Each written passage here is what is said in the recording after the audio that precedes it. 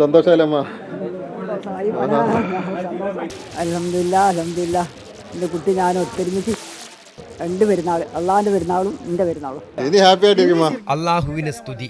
ബലിപെരുന്നാൾ ദിവസം റഹീം എത്തിയപ്പോൾ ഇതല്ലാതെ മറ്റൊന്നും ആ ഉമ്മയ്ക്ക് പറയാനുണ്ടായിരുന്നില്ല. 20 കൊല്ലത്തെ കാത്തിരിപ്പിനാണ് അവസാനമായത്. എത്ര തവണ പറഞ്ഞാലും തീരാത്ത എല്ലാവരോടുമുള്ള നന്ദി അബ്ദുൾ റഹീം ആവർത്തിച്ചു കൊണ്ടേയിരുന്നു. പ്രതീക്ഷ വളരെ കുറവായിരുന്നു. ഇങ്ങനെ തിരിച്ചു വരാൻ സഹായിച്ച എല്ലാവർക്കും നന്ദി അറിയിക്കണം. പ്രാർത്ഥിച്ചവർക്കും സഹായിച്ചവർക്കും എല്ലാവർക്കും പറഞ്ഞാലും മതിയാവില്ല.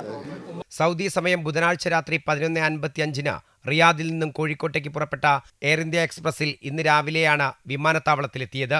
ജയിൽ ഉദ്യോഗസ്ഥരാണ് റഹീമിനെ എയർപോർട്ടിലെത്തിച്ച് എമിഗ്രേഷൻ ഉൾപ്പെടെയുള്ള നടപടിക്രമങ്ങൾ പൂർത്തിയാക്കിയത്. റഹീമിന്റെ മോചനത്തിനായി 20 വർഷക്കാലമായി പോരാടുന്ന embassy welfare officer Yusuf K Kakkanchery ഉൾപ്പെടെയുള്ളവർക്ക് ഇത് മറക്കാനാവാത്ത നിമിഷങ്ങളായി. ഇന്നത്തെ ദിവസം എന്നെ സംബന്ധിച്ചിടത്തോളം 100% സന്തോഷമുള്ള ദിവസമാണ്. അത് അബ്ദുറഹീമിന്റെ ഉമ്മയ്ക്ക് കൊടുത്ത വാഗ്ദാനമാണെന്ന് ഞങ്ങൾ നിറവേറ്റിയിരിക്കുന്നത്.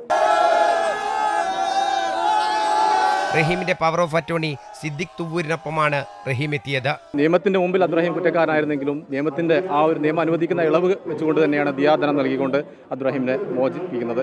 സൗദി ബാലൻ കൊല്ലപ്പെട്ട കേസിൽ 35 കോടി രൂപ ദയാധനമായി നൽകിയാണ് റഹീം മോചിതനായത്.